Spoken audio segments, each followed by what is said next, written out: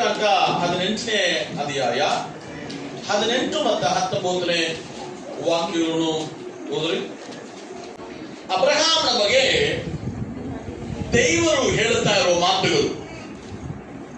ಅಬ್ರಹಾಮನ ಬಗ್ಗೆ ದೇವರ ಹೇಳುತ್ತಾ ಇರುವ ಮಾತುಗಳು ತಿರುಗಿ ಹೋದ್ರೆ, ನಾನು ಮಾಡಬೇಕೆಂದಿರುವ ಕಾರ್ಯವನ್ನು ಅಬ್ರಹಾಮನಿಗೆ ಮರೆ ಮಾಡುವುದು ಸರಿಯೋ?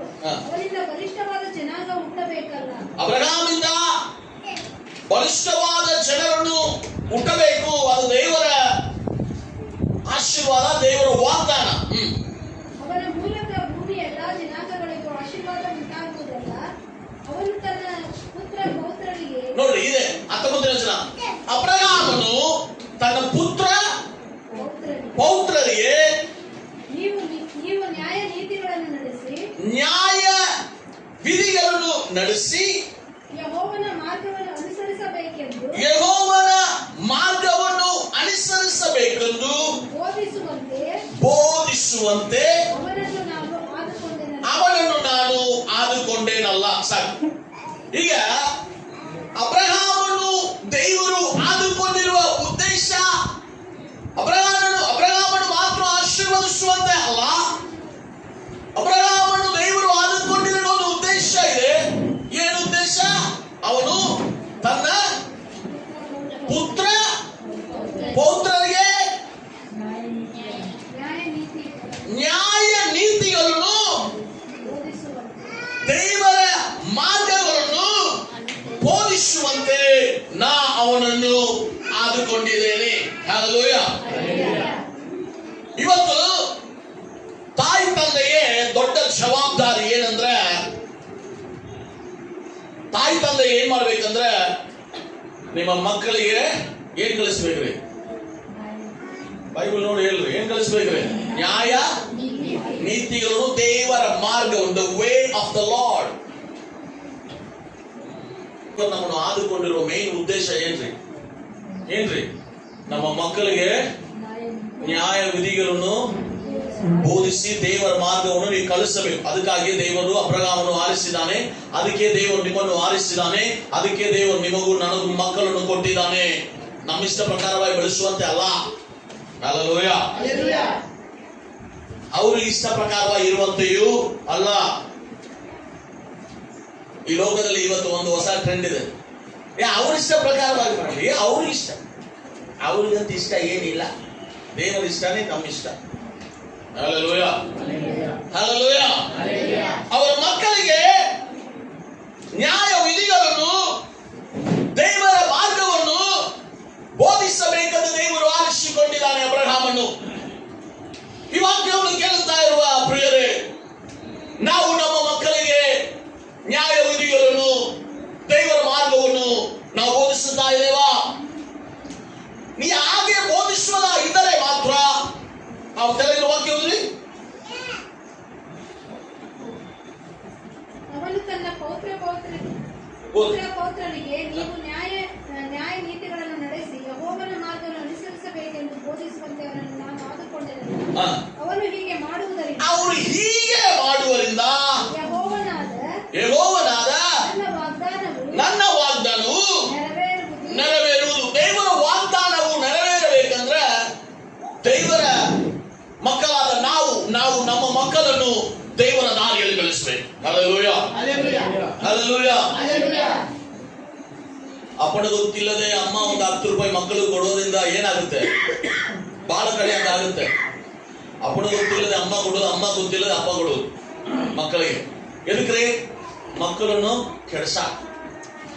ಮಕ್ಕಳಿಗೆ ಕೆಡ್ಸ. ಸ್ಕೂಲ್ ಹೋಗ್ತಾ ಇದಾರ ನಿಮ್ಮ ಮಕ್ಕಳು, ಅವ್ರಿಗೆ ಎದುರು ರೊಕ್ಕ ಕೊಟ್ಟು ಕಳಿಸ್ತೀರಿ? ಪಾಸ್ಟರ್ ಏನ್ ಅಡಿಗೆ ಮಾಡಿಲ್ರಿ. ಯಾಕೆ ನಿಮಗೇನ್ ಕೆಲಸ ರೀ ಮನ್ಯಾಗ ಅಡಿಗೆ ಮಾಡೋದು ಬಿಟ್ಟು? ಎದುರು ರೊಕ್ಕ ಕೊಟ್ಟು ಕಳಿಸ್ಬೇಕು. ನಾನು ನಿಮಗೆ ಮಾತಾಡ ಕೆಲವೊಂದು ವಿಷಯ ಹೇಳಿ ಬಯಸ್ತಾ ಇದ್ದೇನೆ. ಯಾಕಂದ್ರೆ ನಮ್ಮ ಮಕ್ಕಳು ನಾವು ಸರಿಯಾಗಿ ಬೆಳೆಸಿಲ್ಲ ಅಂದ್ರೆ ನಾಳೆ ಸಂತಾನ ದೇವರನ್ನು ನೋಡುವುದಿಲ್ಲ. ಹಲ್ಲೆಲೂಯಾ. ಆ ಜವಾಬ್ದಾರಿ ನಮ್ಮ ಮೇಲಿಲ್ಲ. ದೇವರು ಹೇಳ್ತಾರೆ, ನಿನಗೆ ವಾಗ್ದಾನ ನೆರವೇರ್ಬೇಕಾ? ಫಸ್ಟ್ ಏನ್ ಮಾಡ್ಬೇಕಾ? ನಿಮ್ಮ ಪುತ್ರ ಪೌತ್ರರನ್ನು ದೇವರ ಮಾರ್ಗದಲ್ಲಿಯೂ ದೇವರ ನ್ಯಾಯ ನಿಧಿಯಲ್ಲಿ ನೀವು ಬೆಳೆಸಬೇಕು. ಅದು ಬೆಳೆಸದ ದೇವರ ವಾಗ್ದಾನ ನೆರವೇರಿಕಂದ್ರೆ ಆಗುದಿಲ್ಲ. ಇಲ್ಲ ನಾವು ಪ್ರಾರ್ಥನೆ ಮಾಡಿದ್ರೆ ಆಗಂಗಿಲ್ಲ. ದೇವರು ಹೇಳ್ತಾ ಇದ್ದಾರೆ, ನಾನು ನಿನಗೆ ಕೊಟ್ಟಿರುವ ಜವಾಬ್ದಾರಿ ಏನು, ನಾನು ನಿನ್ನನ್ನು ಕರೆದ ಉದ್ದೇಶ ಏನು, ನಿನ್ನನ್ನು ಕರೆದು ನಿನ್ನನ್ನು ಆರಿಸಿಕೊಂಡ ಉದ್ದೇಶ ಏನಂದ್ರೆ ನಿನ್ನ ಮಕ್ಕಳು ಅವರಿಗೆ ನೀ ಏನ್ ಮಾಡ್ತೇನೆ, ನ್ಯಾಯವಿಧಿಗಳನ್ನು ದೇವರ ಮಾರ್ಗಗಳನ್ನು ಬೋಧಿಸ್ತೀಯ. ಅನೇಕ ಸಮಯಗಳಲ್ಲೇ ಕೆಲವೊಮ್ಮೆ ನೋಡಿರ್ತೀರಿ ನೀವು, ಕೆಲವು ಮನೆಯಾಗ ಒಬ್ಬರು ಇರ್ತಾರೆ, ಪ್ರೇಯರ್ ಮಾಡೋದು, ಇನ್ನೊಬ್ಬರಿದ್ರೆ ಸುಸ್ತಾಗ ಮಕ್ಕಳು ಅವ್ರು ನಾಳೆ ನಿಮಗೆ ಮಲಗಿಸ್ಬಿಡ್ತಾರೆ.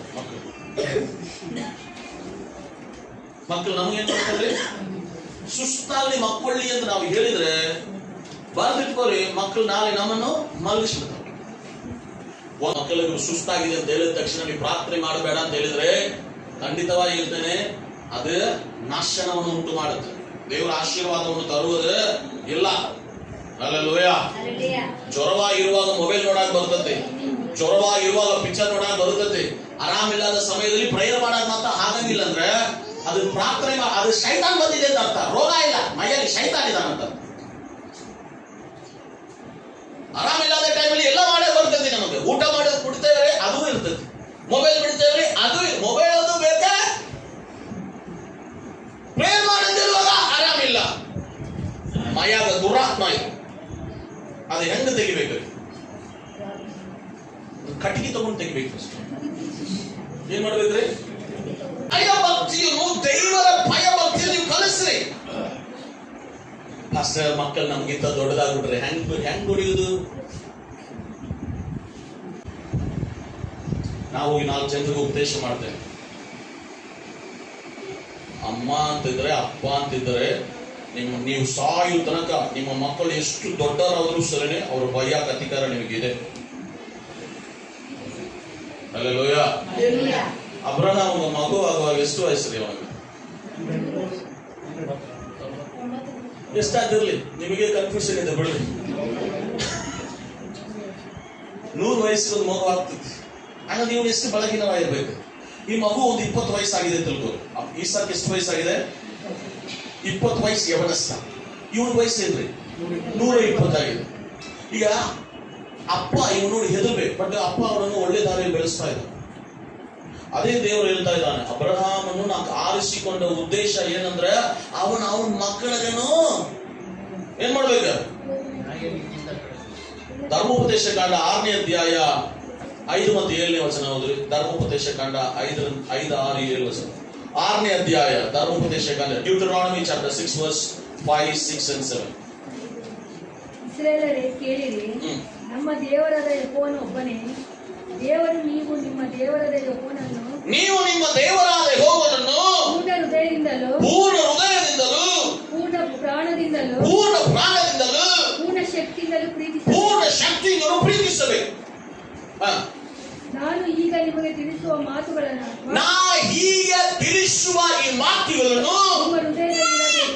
ನಿಮ್ಮ ಹೃದಯದಲ್ಲಿ ಇರಬೇಕು. ಇವುಗಳನ್ನು ನಿಮ್ಮ ಮಕ್ಕಳಿಗೆ ಅಭ್ಯಾಸ ಮಾಡಿರಿ. ಮನೆಯಲ್ಲಿ ಕುಂತಿರುವಾಗಲೂ, ಮನೆಯಲ್ಲಿ ಕುಂತಿರುವಾಗಲೂ, ದಾರಿಯಲ್ಲಿ ನಡೆಯುವಾಗಲೂ, ಮಲಗುವಾಗಲೂ, ಹೇಳುವಾಗಲೂ ಇವುಗಳ ವಿಷಯದಲ್ಲಿ ಮಾತನಾಡಬೇಕು. ಇವುಗಳ ವಿಷಯ, ಧರ್ಮಶಾಸ್ತ್ರದ ವಿಷಯ, ದೇವರ ಭಯಭಕ್ತಿಯ ವಿಷಯ, ದೇವರ ಪ್ರೀತಿಯ ವಿಷಯವನ್ನು ಮಾತನಾಡಬೇಕು. ಹಲ್ಲೆಲೂಯಾ. ನೀವೇನ್ ಮಾತಾಡ್ಬೇಕು ನಿಮ್ಮ ಮಕ್ಕಳ ಹತ್ರ? ಒಳ್ಳೆ ಪಿಕ್ಚರ್ ರಿಲೀಸ್ ಆಗಿದೆ, ಬಾರೋ ಹೋಗೋಣ.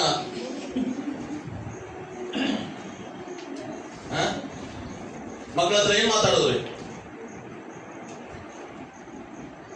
ಇಲ್ಲಾಂದ್ರೆ ಏನೋ ಒಂದು ಫೇರ್ ಬಂದಿದೆ, ಹೋಗೋಣ. ನೋಡಿ, ದೇವರ ವಾಕ್ಯ ನಮಗೆ ಸ್ಪಷ್ಟವಾಗಿ ತಿಳಿಸುತ್ತಾ ಇದೆ, ನೀ ಆತನು ಪೂರ್ಣ ಹೃದಯದಲ್ಲೂ ಆತ್ಮದಲ್ಲೂ ಫಲದಲ್ಲೂ ಆತನನ್ನು ಪ್ರೀತಿಸು. ಆಕ್ಚುಲಿ ಇಂಗ್ಲಿಷ್ ಇಂಪ್ರೆಸ್ ಅಂತ 6ನೇ ವಚನ ಹೋದ್ರಿ. ನಾನು ಈಗ ನಿಮಗೆ ತಿಳಿಸುವ ಮಾತುಗಳನ್ನು, ಈಗ ತಿಳಿಸುವ ಈ ಮಾತುಗಳನ್ನು ನಿಮ್ಮ ಹೃದಯದಲ್ಲಿ ಇರಬೇಕು. ಇವುಗಳನ್ನು ನಿಮ್ಮ ಮಕ್ಕಳಿಗೆ ಅಭ್ಯಾಸ ಮಾಡಿಸಿರಿ. ಇಂಗ್ಲಿಷ್ ಅಲ್ಲಿ ಹೆಂಗೆ, ಕನ್ನಡದಲ್ಲಿ ಹೆಂಗಿದೆ ಅಭ್ಯಾಸ ಮಾಡ್ರಿ ಅಂತಾರೆ, ಇಂಗ್ಲಿಷ್ ಅಲ್ಲಿ ಇದ್ರೆ ಇಂಪ್ರೆಸ್ ಅಂತ. ಹಂಗಂದ್ರೆ ನೀವು ಅವ್ರ ಹೃದಯದಲ್ಲಿ ಒತ್ತಬೇಕು. ಏನ್ ಮಾಡ್ತೀರಿ? ಹೊಡೆಯಲ್ಲ. ಈಗ ವಾಕ್ಯ ಏನ್ ಮಾಡ್ಬೇಕಂದ್ರೆ ಒಕ್ಕಬೇಕು. ಏನ್ ಮಾಡ್ಬೇಕ್ರಿ? ನಾವೇನಾಗತ್ತೆ ಆರಾಮಿಲ್ಲ, ಕಾಲೇಜ್ ಹೋಗಕತ್ತಾವು, ಈಗ ಶಾಲೆಯಿಂದ ಬಂದವು, ಶಾಲೆಯಿಂದ ಬಂದು ಮತ್ತೆ ಏನು ಗೌಂಡಿ ಕೆಲಸ ಹೋಗ್ತಾರ? ಇಲ್ಲಲ್ಲ. ನೀವು ಅವರನ್ನು ಬೋಧಿಸ್ರಿ. ಯಾವಾಗ ಬೋಧಿಸ್ರಿ? ಯಾವಾಗ ಬೋಧಿಸ್ರಿ ಅಂದ್ರೆ ನಿಮ್ಮ ಮಕ್ಕಳಿಗೆ ಅಭ್ಯಾಸ ಮಾಡಿಸಿರಿ. ಅವರು ನಿಮ್ಮ ಮಕ್ಕಳಿಗೆ ಅಭ್ಯಾಸ ಮಾಡಿಸ್ರಿ. ಮನೆಯಲ್ಲಿ ಕುಂತಿರುವಾಗಲೂ, ಯಾವಾಗಲೇ ಮಳೆಯಾಗ ಕುಂದಿರುವಾಗಲೂ, ದಾರಿಯಲ್ಲಿ ನಡೆಯುವಾಗಲೂ, ನಿಮ್ ಜೊತೆ ದಾರಿಯಲ್ಲಿ ಮಾರ್ಕೆಟ್ ಬಂದಿರುವಾಗಲೂ, ಮಲಗುವಾಗಲೂ, ನಿಮ್ ಜೊತೆ ಹಾಸಿಗೆಯಲ್ಲಿ ಮಕ್ಕಳುವಾಗಲೂ, ಹೇಳುವಾಗಲೂ ಇವುಗಳ ವಿಷಯದಲ್ಲಿ ಇವುಗಳ ವಿಷಯ, ದೇವರ ವಿಷಯವನ್ನು ಮಾತನಾಡಿರಿ. ದೇವರ ಭಯಭಕ್ತಿ ಯಾರಿಗೆ? ನಿಮ್ಮ ಮಕ್ಕಳಿಗೆ. ಮಕ್ಕಳಿರ್ಬೇಕು. ಯಾವ ಎಲ್ಲಾ ಮನೆಯಾಗ ಹೇಳ್ತಾರೆ ಬಿಡ್ರಿ, ಯಾವಾಗಲೂ ಪ್ರೇಯರ್ ಅಂತಿ ಅಂತ. ಹಂಗಿಲ್ಲದ್ರಿ ವಾಕ್ಯ ತೋರಿಸ್ರಿ. ನೀವು ಕುಂದ್ರುವಾಗ್ಲೂ ಬಿಡಂಗಿಲ್ಲ, ನಿಮ್ಮ ಮಕ್ಕಳು ಬಿಡಂಗಿಲ್ಲ, ನನ್ನ ಜೊತೆ ಮಾರ್ಕೆಟ್ ಬಂದ್ರು ಬಿಡಂಗಿಲ್ಲ, ನೀ ಎಲ್ಲೇ ಹೋದ್ರು ನಾನು ನಿನ್ನ ಬಿಡಂಗಿಲ್ಲ. ಇದು ನನಗೆ ಕೊಟ್ಟಿರುವ ಆಜ್ಞೆ, ಇದು ದೇವರು ನನಗೆ ಹೇಳಿದ ವಿಷಯ. ನಾ ದೇವರ ವಾಕ್ಯವನ್ನು ನಿನಗೆ ಕಲಿಸ್ತೇನೆ, ದೇವರ ಭಯಭಕ್ತಿಯನ್ನು ಕಲಿಸ್ತೇನೆ. ನಿನಗೆ ಇಷ್ಟ ಇದೆಯೋ ಬಿಟ್ರೋ. Hallelujah, hallelujah. ಯೆಹೋವನ ಭಯಭಕ್ತಿಯನ್ನು ಕಲಿಸಿ ನಿಮ್ಮ ಮನೆಗಳಲ್ಲಿ ನಿಮ್ಮ ಮಕ್ಕಳಿಗೆ ಕಲಿಸಿ ದೇವರನ್ನು ಪ್ರೀತಿಸುವುದನ್ನು. ಹಲ್ಲೆಲೂಯಾ. ಯಾಕೆ ದೇವರು ಮಕ್ಕಳ ವಿಷಯವಾಗಿ ಇಷ್ಟೇ ಹೇಳ್ತಾ ಇದ್ದಾನೆ? ಇವತ್ತು ನೀವು ನಿಮ್ಮ ಮಕ್ಕಳನ್ನು ಸರಿ ಮಾಡಿದೆ ಅಂದ್ರೆ ಅವ್ರು ದೊಡ್ಡದಾದ ಮೇಲೆ ಏನು ಮಾಡ್ಲಿಕ್ಕೆ ಬರುವುದಿಲ್ಲ. ಹಲ್ಲೆಲೂಯಾ. ಬೇಡ, ಅದೇ ದೇವರಾದ್ರೆ ಯಾವಾಗಲೂ ನೀವು ಅವ್ರಿಗೆ ಹೇಳ್ತಾನೆ ಇರಬೇಕು. ಧರ್ಮೋಪದೇಶ ಕಾಂಡ 11ನೇ ಅಧ್ಯಾಯ 18-21.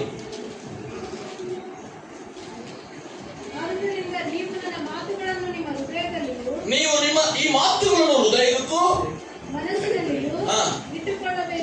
ನೀವು ಇಟ್ಟುಕೊಳ್ಳಬೇಕು. ಇಂಗ್ಲಿಷ್ ಅಲ್ಲಿ ಹೆಂಗಿದೆ? Fix this words of mind in your heart and mind, tie them as a symbol on your head and bind them on your foreheads. ಹೋದ್ರಿ?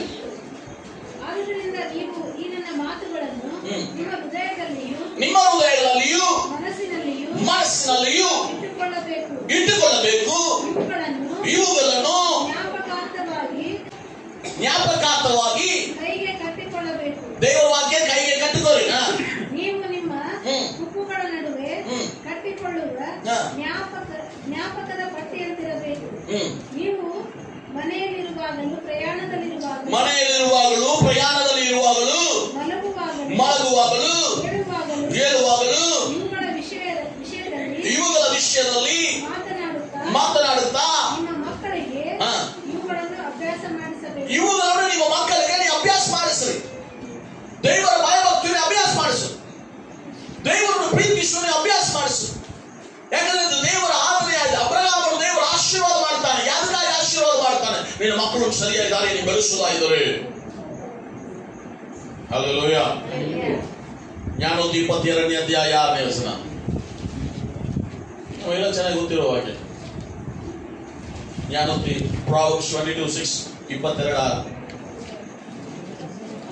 ನಡೆಯಬೇಕಾದ ಮಾರ್ಗಕ್ಕೆ ತಕ್ಕಂತೆ ಹುಡುಗನನ್ನು ಶಿಕ್ಷಿಸು. ಹುಡುಗನನ್ನು ನಡಿಬೇಕಾದ ಮಾರ್ಗಕ್ಕೆ ತಕ್ಕಂತೆ ಶಿಕ್ಷಿಸು. ಮುಪ್ಪಿನಲ್ಲಿಯೂ ಹೊರೆ ಆಗಲಿ. ಹಾಗಂದ್ರೆ ಅವನ ಮುಪ್ಪಿನಲ್ಲಿ ವಯಸ್ಸಾಗುವವರು ಸರಿಯಾಗಿರ್ತಾನೆ. ಈಗ ಏನ್ ಮಾಡ್ಬೇಕು? ಏನ್ ಮಾಡ್ಬೇಕ್ರಿ? ನಾವಷ್ಟು ಮಕ್ಕಳನ್ನು ಕಲಿಸ್ಬೇಕು. ಕೆಲವೊಂದು ವಿಷಯ ನಾ ಹೇಳ್ತೇನೆ ನೋಡ್ರಿ, ಬೈಬಲ್ ಬಿಟ್ಟು. ನಿಮ್ ಮಕ್ಕಳು ಮೊಬೈಲ್ ನೋಡ್ತಾರ, ಅವ್ರು ಏನ್ ನೋಡ್ತಾರ ಅಂತ ನಿಮ್ಗೆ ಗೊತ್ತಿರ್ಬೇಕು. ಅರ್ಥಾದ್ರಿ? ಹೇಳಾಗತ್ತೆ. ನಿಮ್ ಮಕ್ಕಳು ಮೊಬೈಲ್ ನೋಡ್ತಾ ಇದಾರ, ಅವ್ರು ಏನ್ ನೋಡ್ತಾರ ಅಂದ್ರೆ ತಾಯಿ ತಂದೆಗೆ ಗೊತ್ತಿರ್ಬೇಕು. ನಿಮ್ ಗಂಡ ಮೊಬೈಲ್ ನೋಡ್ತಾ ಇದಾರ, ಅವ್ರು ಏನ್ ನೋಡ್ತಾರ ಅಂತ ಹೆಂಡತಿಗೆ ಗೊತ್ತಿರ್ಬೇಕು. ನಿಮ್ಮ ಹೆಂಡತಿ ಮೊಬೈಲ್ ನೋಡ್ತಾ ಇದಾರ, ಅವ್ರು ಏನ್ ನೋಡ್ತಾರಂತ ಗಂಡಗೆ ಗೊತ್ತಿರ್ಬೇಕು. ಹಂಗಿರೋದಾದ್ರೆ ಜಗಳ ಬರಂಗಿಲ್ಲ. ಹಂಗಿರೋದಾದ್ರೆ ದೇವರ ಸಮಾಧಾನ ಅಲ್ಲಿ ಇರುತ್ತೆ. ಹಲ್ಲೆಲೂಯಾ. ಎಷ್ಟು ಡೈವರ್ಸ್ಗಳು ಹೋಗ್ತಾ ಇದೆ ಗೊತ್ತಿ? ಮೊಬೈಲ್ ಸಂಬಂಧ ಡೈವರ್ಸ್ಗಳು ಬಹಳ ಆಗ್ತಾ ಇದೆ. ಸೊ ಇವತ್ತು ದೇವರ ಮಕ್ಕಳ ನಾವು ಬಹಳ ಜಾಗ್ರತೆ ಕೊಟ್ಟು ಕೊಡ್ರಿ. ನಿಮ್ಮ ಮಕ್ಕಳು ಯಾರಾದ್ರೂ ಮೊಬೈಲ್ ತಗೊಂಡು ಟಾಯ್ಲೆಟ್ ಹೋದ್ರೆ ಕಪ್ಪಾಳ ತಂದು ಕೊಡ್ರಿ. ಟಾಯ್ಲೆಟ್ ತಗೊಂಡು ಫೋಟೋ ಹೊಡಿತೀರ, ಮೊಬೈಲ್ ತಗೊಂಡು ಮೊಬೈಲ್ ಅಲ್ರಿ ನಿಮ್ಮ ಮಕ್ಕಳು ನೀವು ಕಳಿಸಿ ದೇವರ ಬಾಯಿಗಳು. ಹುಬ್ಳಿ ಧಾರವಾಡಲ್ಲಿ ನಾವು ಬಾಲ ನೋಡಿದ ಒಂದು ಕೆಟ್ಟ ವಿಷಯ. ಎಲ್ಲರೂ ಏನ್ ಮಾಡ್ತಾರೆ, ಪಾಸ್ಟ್ಗಳು ಬಂದ್ರೆ ಮಕ್ಕಳ ಕೈಯಲ್ಲಿ ಕಾಣಿಕೆ ಕೊಟ್ಟು ಕಳಿಸ್ತಾರೆ, ಕೊಡ್ರಿ ಮಾಡಕ್ ಹೋಗ್ಬೇಡ್ರಿ. ಯಾರು ದುಡಿದಿದ್ರಿ? ಯಾರು ದುಡಿದಿದ್ರಿ? ಯಾರ ಹಣ? ಮತ್ತೆ ಯಾರು ಕೊಡ್ಬೇಕು? ಅಬ್ರಹಾಂ ಇರುವ ತನಕ ಈಸಾಕ್ ಬಲಿ ಕೊಟ್ಟಿಲ್ಲ. ಬೈಬಲ್ ಫಾಲೋ ಮಾಡೋಣ. ಅಬ್ರಹಾಂ ಇರುವ ತನಕ ಈಸಾಕ್ ಬಲಿ ಕೊಟ್ಟಿಲ್ಲ. ಈಸಾಕ್ ಇರುವ ತನಕ ಅವ್ರ ಮಕ್ಕಳು ಬಲಿ ಕೊಟ್ಟಿಲ್ಲ. ಯಾರು ಏನ್ ಮಾಡ್ಬೇಕು ಅವರೇ ಮಾಡ್ಬೇಕು. ಆಶೀರ್ವಾದದ ಮೂಲ ಯಾರು? ಅಬ್ರಹಾಮೇ. ನಾನೇ ನನ್ನ ಮನೆಗೆ ಆಶೀರ್ವಾದ, ಆಮೇಲೆ ನನ್ನ ಮಕ್ಕಳು. ಬಹಳ ಜನರಿಗೆ ನಾನು ಕೆಲವು ಮನೆಯಾಗಿದ್ದು ತುಳಸಿ ಎಲ್ಲ ಹೋಗ್ಲಿ ಪಾಸ್ಟರ್ ಅವ್ರಿಗೆ ಆಶೀರ್ವಾದ ಬರಲಿ, ಮತ್ತೆ ನೀ ಶಾಪ ತಗೋತಿ. ಬಹಳ ಜನರಿಗೆ ನನ್ನ ಮಕ್ಕಳಿಗೆ ಆಶೀರ್ವಾದ ಬರಲಿ, ಮತ್ತೆ ನಿನಗೇನು ಬರಲಿ? ನೋಡ್ರಿ, ನಾವು ಮಾಡುವುದು ನಮ್ಮ ಮಕ್ಕಳು ನೋಡ್ಬೇಕು, ಅವ್ರು ಮಾಡ್ತಾರೆ. ಅರ್ಥಾತ್ರಿ? ನೀವು ಕಾಣಿಕೆ ಕೊಡೋದು ನಿಮ್ಮ ಮಕ್ಕಳು ನೋಡಿದ್ರೆ ಅವ್ರು ಕಾಣಿಕೆ ಕೊಡೇ ಕೊಡ್ತಾರೆ. ನೀವು ದಶಮಾಂಶ ತೆಗೆದು ಇಟ್ಟು ನೀವು ಖರ್ಚು ಮಾಡುವುದು ನಿಮ್ಮ ಮಕ್ಕಳು ನೋಡಿದ್ರೆ ಖಂಡಿತವಾಗಿ ಮಾಡ್ತಾರೆ. ಅವ್ರಿಗೆ ಹೋಗಿ ಒಂದು ಟೀಚಿಂಗ್ ಮಾಡಬೇಕಾದ ಅವಶ್ಯಕತೆ ಇಲ್ಲ. ಅಲ್ಲಲ್ವಯ್ಯ? ಒಂದು ಗಿಡದಲ್ಲಿ ಒಂದು ಹಣ್ಣು ಬಂತ, ಫಸ್ಟ್ ಹಣ್ಣು ದೇವರಿಗಂತ ನೀವು ಹೇಳಿಟ್ರ, ಅವ್ರು ನಾಳೆ ಬೆಳೆದೃಷ್ಟರೇ ಗಿಡ ಹಚ್ಚಿದ್ರೆ ಫಸ್ಟ್ ಫಲ ದೇವರಿಗಂತ ಅವ್ರು ತೆಗೆದಿರ್ತಾರೆ. ಪ್ರಥಮ ಫಲ ಯಾರು ತೋರಿಸ್ಬೇಕು? ನಾವು ತೋರಿಸ್ಬೇಕು ಅಷ್ಟೇ. ನಿಮ್ಮ ಮೊಬೈಲ್ ಫಸ್ಟ್ ಮೊಬೈಲ್ ವಿಷಯ ಇಲ್ಲ. ನೆಕ್ಸ್ಟ್ ಕಾಣಿಕೆ. ಮೂರನೇದಾಗಿ ನಮ್ಮ ಮಕ್ಕಳು ಓದ್ತಾರ. ಫಾಸ್ಟ್ ಮನೆಗೆ ಬಂದ್ರೆ ಮಕ್ಕಳು ಓದ್ತಾರ. ಹಂಗ ಓದೋ ಅವಶ್ಯಕತೆ ಇಲ್ಲ. ಫಾಸ್ಟ್ ಮನೆಗೆ ಬಂದ್ರೆ ಏನ್ ಮಾಡ್ಬೇಕ್ರಿ? ಎಲ್ಲರೂ ಫಾಸ್ಟ್ ಕಡೆ ಬರ್ಬೇಕು. ಸ್ವಾಮಿ ಮಾತಲ್ಲಿ ಮರೆಯಲ್ಲ ಮನೆಗೆ ಹೋದ್ರು. ಒಬ್ಬಗೆ ಏನ್ ಮಾಡ್ಯಾಲ್ರಿ? ಅಡಿಗೆ ಮನೆಗೆ ಹೋಗ್ಯಾರ. ಇನ್ನೊಬ್ಬಗೆ ಎಲ್ಲಿದ್ದಾರೆ? ದೇವರ ಹತ್ರನೇ ಇದ್ದಾರೆ. ಅಡಿಗೆ ಮಾಡಿದಕ್ಕೆ ಒಂದು ಕಂಪ್ಲೇಂಟ್ ಎಲ್ಲ ಆಗತ್ತಲ್ಲ, ಸ್ವಾಮಿ ಈಗ ನೋಡಿ, ಈಗ ಸುಮ್ಮನೆ ನಿನ್ ಕಡೆ ಕುಂತಾಳೆ, ಅಲ್ಲಿ ಬಂದ್ರೆ ಅಡಿಗೆ ಮಾಡ್ತೇನೆ, ಸ್ವಲ್ಪ ಹೆಲ್ಪ್ ಮಾಡ್ಬೇಕಲ್ಲ. ಅದು ಸ್ವಾಮಿ ಏನ್ ಹೇಳ್ತಾ ಇದ್ದಾನೆ, ನೀ ಅದು ಮಾಡೋದಕ್ಕಿಂತ ಈಗ ಏನ್ ಮಾಡ್ತಾರೆ, ಇದೇ ಶ್ರೇಷ್ಠ. ಮನೆಯಾಗ ಕಳಿಸ್ರಿ. ದೇವರ ಸೇವಕರು ಬರುವಾಗ ನೀವೆಲ್ಲಿರ್ಬೇಕು? ಅವ್ರ ಬಾಯಿಂದ ಏನ್ ಮಾತು ಬರ್ತೇವೆ. ಈಗ ದೇವರ ಸೇವಕರು ಎದಕ್ ಬರ್ತಾರೆ? ನಿಮ್ದು ಒಳ್ಳೇದು ಕೆಟ್ಟದ್ದು ಕೇಳಕ್ ಬರ್ತಾ ಇದ್ದಾರೆ, ನಿಮಗೆ ಪ್ರಾರ್ಥನೆ ಮಾಡಕ್ ಬರ್ತಾರೆ, ನಿಮ್ಮನ್ನು ಆಶೀರ್ವಾದ ಮಾಡಿ ಹೋಗ್ತಿ ಬರ್ತಾ ಇದ್ದಾರೆ. ಅವಾಗ ನೀವು ಎಲ್ಲಿರ್ಬೇಕ? ಅಲ್ಲಿ ಇರ್ಬೇಕ.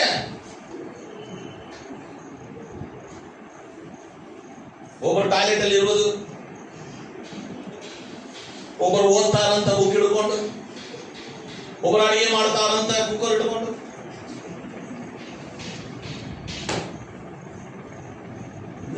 ನೀವು ಕಲೀರಿ. ನಾವು ಮಾಡಿಲ್ಲ ಅಂದ್ರೆ ನಾವೇ ನಮ್ಮ ಮಕ್ಕಳು ಮಾಡಂಗಿಲ್ಲ. ದೇವರ ಭಯಭಕ್ತಿಯನ್ನು ನಾವು ಮಾಡೋದು ಕಲಿಬೇಕು.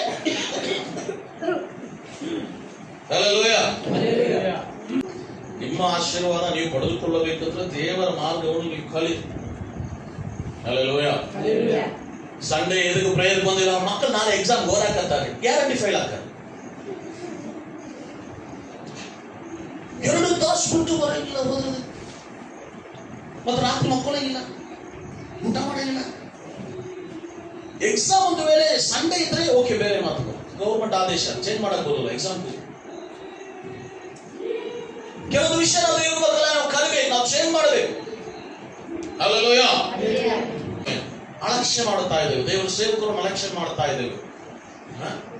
ಸೇವಕರು ನನಗಷ್ಟೇ ಇಲ್ಲ, ನಾನು ನೀವೇನ್ ಮಾಡಿದ್ರೆ ನಾನು ಬರ್ತೇನೆ, ಬೇಡ ಹೊರಗೆ ಕತ್ತ ಗೇಟ್ ಹೋಗಂತ ಹೇಳಿದ್ರು 1-2 ಕೊಟ್ಟ ಒಳಗೆ ಎದ್ದು ಬರ್ತೇನೆ. ಹಂಗಿದೆ ನಾನು. ಬಟ್ ನಿಮ್ಮ ಆಶೀರ್ವಾದ ನೀವು ಕಳ್ಕೊತೀರಿ. Hallelujah, hallelujah. ಸೊ ಇವತ್ತು ದೇವರ ಭಯಭಕ್ತಿ ನೀವು ಕಲಿಸು, ದೇವರನ್ನು ಪ್ರೀತಿಸುವುದನ್ನು ಕಲಿಸು, ದೇವರ ಸೇವೆಯನ್ನು ಪ್ರೀತಿಸುವುದನ್ನು ಕಲಿಸು. ಪ್ರಥಮ ಸ್ಥಾನ ದೇವರಿಗೆ. ನೀ ಏನ್ ಮಾಡೋದಕ್ಕೆ ಮುಂಚೆ ಫಸ್ಟ್ ನೀವು ಪ್ರಾರ್ಥನೆ ಮಾಡುತ್ತೆ. ಮಕ್ಕಳು ಊಟ ಮಾಡಿದಂದ್ರೆ ಬಹಳ ಕಷ್ಟ. ಮಕ್ಕಳು ಪ್ರಾರ್ಥನೆ ಮಾಡಿದಂದ್ರೆ ಒಬ್ಬರು ಬಂದು ಹೇಳ್ತಾ ಇಲ್ಲ, ಫಸ್ಟ್ ನನ್ನ ಮಗು ಊಟ ಮಾಡ್ತಾನೆ ಇಲ್ಲ, 2 ದಿನ ಪ್ರೇಯರ್ ಮಾಡಿಲ್ಲ, ಹೇಳಿದೀಯಾ? ಅದು ಹೇಳಿಲ್ಲ. 2 ದಿನ ಪಿಕ್ಚರ್ ನೋಡ್ಕೊಂಡೆ ಕೂತಿಲ್ಲ, ಹೇಳಿದಿ? ಅದು ಹೇಳಿಲ್ಲ. ನೋಡ್ರಿ ಪಾಸ್ಟರ್, ನನಗೊಬ್ಬರು ಫೋನ್ ಹಚ್ಚಾರ, ಪಾಸ್ಟರ್ ಇಲ್ಲಿ ಏನಿಲ್ಲ ಪಾಸ್ಟರ್, ಗಂಜಿ ಅಷ್ಟೇ ಕುಡಿಯಾಗ ಅಂತಂದಿ ನಮಗೆ. ಅವ್ರು ಬೆಡ್ ರಿಟರ್ನ್ ಆಗ್ಯಾರ. ಪಾಸ್ಟರ್ ಅವಾಗ ನೆನಪು ಬರ್ತದೆ, ಗಂಜಿ ಕುಡಿಯೋ ಟೈಮಲ್ಲಿ ಬಿರಿಯಾನಿ ತಿನ್ನೋ ಒಬ್ಬರೇ ಹೊಡಿಯುದು. ಯಾವಾಗ ನೆನಪು ಬರ್ತದೆ? ಪಾಸ್ಟರ್ ಗಂಜಿ ಕುಡಿಯೋದೇವ್ರಿ. ನಾ ಹೇಳುವುದು ನಗಿತಾ ಇರುವಂಗೆ ಇದ್ರು ಸರಿನೇ, ಐ ಟಾಕಿಂಗ್ ವಿತ್ ಸೆನ್ಸ್. ನಾವು ಬಹಳ ಕೆಲವೊಂದು ವಿಷಯಗಳು ನಮ್ಮ ಆಶೀರ್ವಾದಕ್ಕೆ ನಾವೇ ಅಡ್ಡಿಯಾಗಿದ್ದೇವೆ. ಒಂದು ರೈಲ್ವೆ ಸ್ಟೇಷನ್ ಹೋಗ್ಬೇಕು, ಒಂದು ಟ್ರೈನ್ ಹಿಡಿಬೇಕಂದ್ರೆ ನಾವು ಎಷ್ಟು ಗಂಟೆಗೆ ಹೋಗ್ತೇವೆ? 9 ಗಂಟೆ ಟ್ರೈನ್, 8:30 ಅಂದ್ರೆ ಹಿಡಿಯುತ್ತೇವೆ. ಬರುವ ಟ್ರೈನ್ ಎಲ್ಲ ಟ್ರೈನ್ ನೆನೆಸ್ಕೊಂಡು ಅಲ್ಲಿ ಹೋಗಿ ಒಂದು ಚಾ ಕುಡಿದು, ಹೌದಲ್ರಿ? ಎಷ್ಟು ಗಂಟೆ ಟ್ರೈನ್ಗೆ? 10 ಗಂಟೆ ಚರ್ಚಿಗೆ 11 ಗಂಟೆಗೆ ಬರ್ತೇವೆ. ದೇವರು ಹೇಳ್ತಾ ಇದ್ದಾನೆ, ಅಪ್ಪ ನಿನ್ ಗಾಡಿ ಹೋಗಿ ಬಾಳ ಹೊತ್ತಾಗಿದೆ, ಒಂದು ಪ್ಯಾಸೆಂಜರ್ ಗಾಡಿ ಬರ್ತದೆ, ಹತ್ತಿ ಹೋಗ ಲೇಟ್ ಆಗಿ ಹೋಗಿ ಮುಟ್ಟದೆ. ದೇವರು ಕೃಪೆಯ ದೇವರಲ್ಲ. ದೇವರು ಏನ್ ಮಾಡ್ತಾನೆ? ಕೃಪೆಯ ದೇವರಲ್ಲ. ದೇವರು ಹೇಳ್ತಾನೆ, ನಿನಗಾಗಿ ನಾ ಇಟ್ಟ ಗಾಡಿ ಏನಾಗಿದೆ? ಹೋಗಿದೆ. ಹಿಂದೊಂದು ಪ್ಯಾಸೆಂಜರ್ ಗಾಡಿ ಬರ್ತದೆ, ಹತ್ಕೊಂಡು ಹೋಗು. ಬಟ್ ನೀವು ಹೋಗುವ ದೂರ ಏನಾಗ್ತದೆ? ಸಮಯ, ನಿನ್ನ ಆಶೀರ್ವಾದ ಲೇಟ್ ಆಗುತ್ತೆ. ಸೊ ಪ್ರಯಾರಿಟಿ ದೇವರಿಗಾಗಿ, ದೇವರ ವಿಷಯಗಳಿಗಾಗಿ ಈ ದಿನಗಳಲ್ಲಿ ನಾವು ರೆಡಿ ಆಗಬೇಕು. ನಮ್ಮ ಮಕ್ಕಳು ನಾವು ರೆಡಿ ಮಾಡಬೇಕು. ಸೊ ನಿಮ್ಮ ಮಕ್ಕಳು ಯಾವಾಗ ನೀವು ಅವ್ರಿಗೆ ಯೌವನಸ್ಥರ 22 ಹೋದ್ರಿ, ಜ್ಞಾನೋದ್ 22 ನಡೆಯಬೇಕಾದ ಮಾರ್ಗಕ್ಕೆ ತಕ್ಕಂತೆ ಹುಡುಗನನ್ನು ಶಿಕ್ಷಿಸು. ಅವನು ಹುಡುಗನ ಇರುವಾಗಲೇ ಶಿಕ್ಷಿಸಿ. ಅವನು ದೊಡ್ಡವನಾಗ್ಬಿಟ್ರೆ ಏನ್ ಮಾಡಕ್ ಬರಲ್ಲ, ಅವ್ರ ಮುಪ್ಪಿನಲ್ಲಿ ಏನ್ ಫಲ ಕೊಡುವನಾಗಿ ಇರುತ್ತಾನೆ. ಹಲ್ಲೆಲೂಯಾ. ಸೊ ಇವತ್ತು ನಮ್ಮ ಮಕ್ಕಳನ್ನು ನಾವು ದೇವರ ದಾರಿಯಲ್ಲಿ ನಡೆಸುವ ಇಂಪಾರ್ಟೆನ್ಸ್, ಸಂಡೇ ಸ್ಕೂಲ್, ಪ್ರಾರ್ಥನೆ, ಆರಾಧನೆ, ಕರ್ತನ ವಿಷಯ ಎಲ್ಲ ನಾವು ಏನ್ ಮಾಡಬೇಕು? ಮುಂದೆ ನಿಲ್ಲಬೇಕು. ಮಕ್ಕಳನ್ನು ಕಳಿಸಬೇಕು. ದೇವರ ಭಯಭಕ್ತಿಯಲ್ಲಿ ಕಳಿಸ್ರಿ. ಪ್ರಾರ್ಥನೆ ಮಾಡುವಂತೆ, ಕುಟುಂಬಗಳಲ್ಲಿ ಪ್ರಾರ್ಥನೆ ಮಾಡುವಂತೆ ನೀವು ಕಳಿಸ್ರಿ. ಅವರು ದೇವರ ದೃಷ್ಟಿಯಲ್ಲಿಯೂ ಜನರ ದೃಷ್ಟಿಯಲ್ಲಿಯೂ ಆಶೀರ್ವಾದವನ್ನು ಹೊಂದಿ ದೇವರಿಗೆ ಸಾಕ್ಷಿಯಾಗಿ ಬೆಳೆಯುವರು. ಹಲ್ಲೆಲೂಯಾ. ದೇವರಿಗೆ ಸಮರ್ಪಿಸೋಣ. ದೇವರ ಮಟ್ಟಿಗೆ ಮಾತನಾಡ್ತಾ ಇದ್ದಾನಲ್ಲ ಈ ದಿನ, ದೇವರಪ್ಪ